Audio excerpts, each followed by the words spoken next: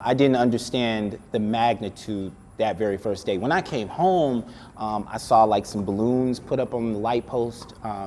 And so I saw a gentleman, he was just like literally sitting in the street and he was just kind of staring at it, very calm. And, I actually went home and got my stills camera out and took some photos and a little bit of video clip from it. It wasn't until the next day that I understood the magnitude of it. Me living in Ferguson, understanding the systemic and social problems that exist there, I knew, well, since the eyes of the world are on my community, this is a moment for me to kind of exploit that and really kind of tell that narrative and tell that story about what really contributed to this, because it was more than just the shooting death of a young man, which was definitely tragic, but it was decades of abuse, systemic abuse, racism that has existed a long time, hundreds of years in Missouri. When people were, when they showed up and they're being met with, shotgun rifles, like people had like long arm weapons.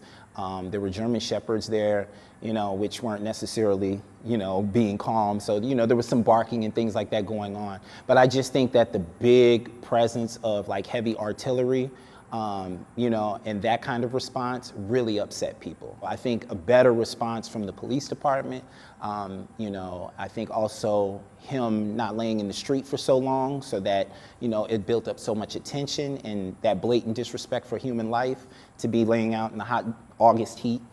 I think all those things just was like a melting pot for emotions and frustration. I think it did make things worse. There hasn't been much change. There are things that have been mandated by the agreement with the federal government from the consent decree that they had to do, but it's by default. I don't think the hearts of the people have necessarily changed because they didn't acknowledge initially that there was a problem in the first place.